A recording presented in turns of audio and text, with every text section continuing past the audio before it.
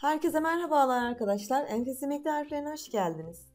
Bugün sizlere yağda kızartmadan çok hafif ve de çok lezzetli, kolayca hazırlayabileceğiniz şahane bir karnıyarık tarifim var. Mutlaka bu şekilde denemenizi öneririm. Dilerseniz hadi buyurun nasıl hazırlamışım hep beraber izleyelim. 5 tane patlıcanı yıkayıp hazırladım. Şimdi de bir taraflarının kabuklarını soyup pişirme kağıdı serdiğim fırın tepsime dizeceğim.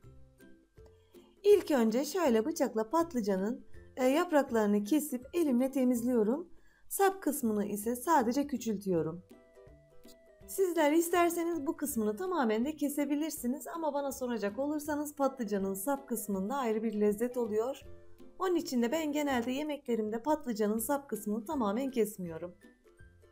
Sonrasında üste gelecek kısmın da kabuğunu bu şekilde soyup tepsime yerleştiriyorum.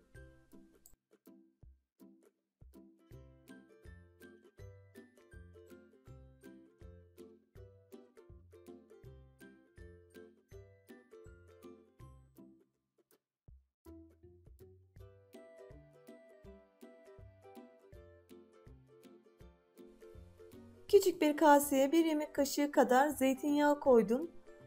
Fırça ile patlıcanlara bu şekilde sürüyorum. Sonra üzerine de biraz göz kararı tuz serpince fırına vereceğim. Bu şekilde çok hafif ve de çok lezzetli oluyor. Patlıcanın içi de yağ dolu olmuyor. Sadece bu şekilde yaptığımız zaman közlenmiş patlıcan olacak. Şimdi artık 230 derece fırında 35-40 dakika boyunca patlıcanları közlüyorum. Patlıcanlar közlenirken ben de dolgu için kullanacağım sebzeleri doğrayacağım.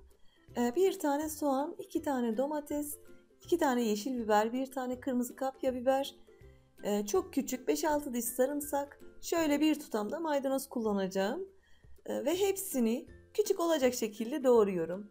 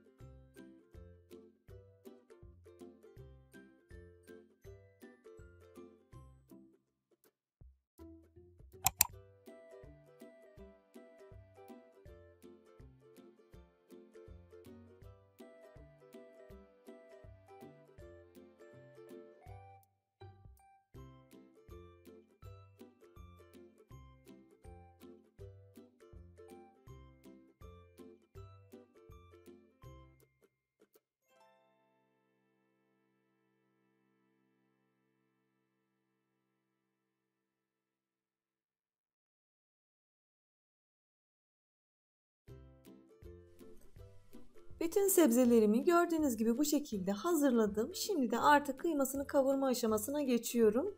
Uygun bir tavaya 3 yemek kaşığı zeytinyağını alıp üzerine soğan ve sarımsaklarını ekliyorum. Şöyle bir karıştırdıktan sonra çok az kavuruyorum. Çok fazla kavurmamıza gerek yok. Kıyma ile de kavrulacağı için 1 dakika kavrulması yeterli soğanların.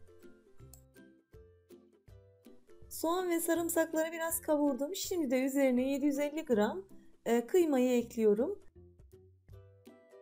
Şöyle bir karıştırdıktan sonra kıymanın da rengi dönene kadar kavurmaya devam ediyorum. Kıymanın rengi de bu şekilde dönünce üzerine biberlerini ekleyip güzelce karıştırıyorum. Sonrasında 1-2 dakika kadar da biberlerle beraber kavuracağım.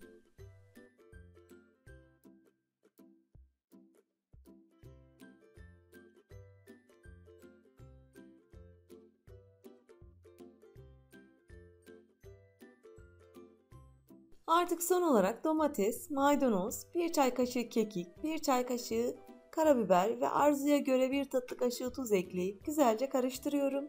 Sonrasında 5 dakika kısık ateşte pişirip ocaktan alıyorum.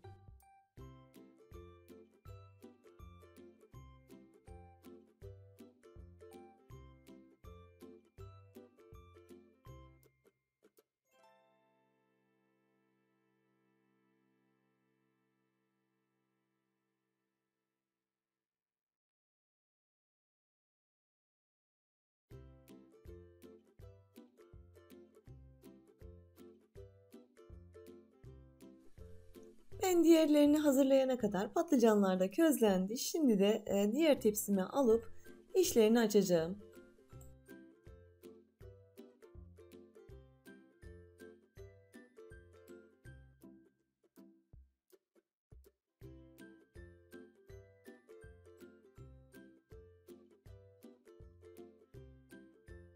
Hemen şöyle bir bıçak ve de kaşık yardımı ile bu şekilde içlerini açıyorum.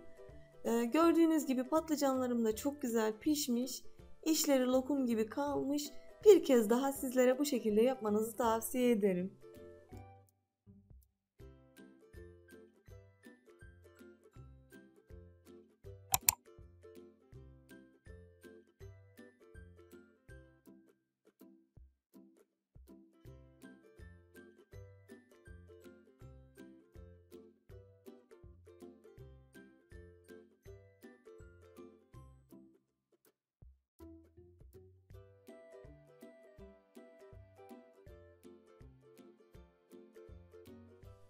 Şimdi artık arkadaşlar hepsini hazırladık ve sırada patlıcanların içlerini hazırladığımız kıymalı harcı ile dolduruyorum. Şöyle göz kararı veya 2-3 kaşık bırakıp üzerlerini düzlüyorum.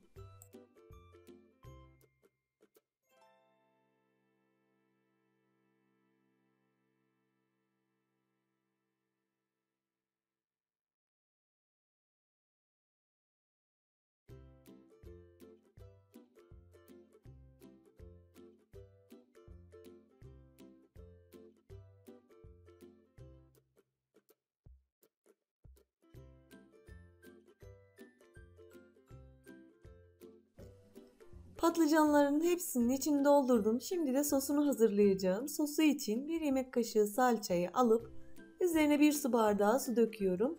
Sonrasında güzelce çırpıp salçayı açtırıyorum. Artık son olarak tepsinin boş kalan kısımlarına da domates bırakıyorum. Ve üzerlerine 50 gram kadar rendelediğim kaşar peynirini serpince ardından hazırladığım sosunu döküp 200 derece fırında kaşar peyniri eriyip kızarana kadar bir 20 dakika pişireceğim.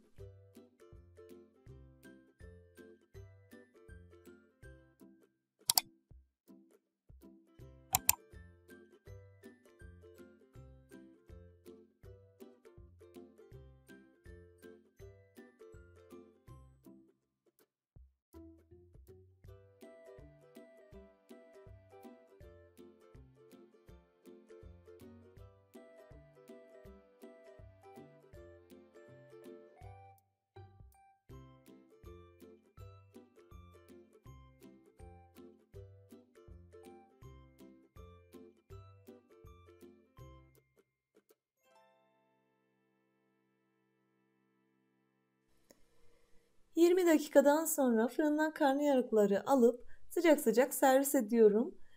Şöyle bir tanesini servis tabağına alıp sizlere içinde göstermek istiyorum. İnanın öyle hafif, öyle lezzetli oldu ki mutlaka bir de bu şekilde deneyin. Bence bundan sonra bir kere denediğiniz zaman hep bu şekilde yapacaksınız. Ve deneyeceklere şimdiden afiyet olsun. Beni izlediğiniz için çok ama çok teşekkürler. Kanalıma abone olup yorum atıp beğenip paylaşmayı unutmayın arkadaşlar. Bir dahaki tarifimde görüşmek dileğiyle. Hoşça kalın.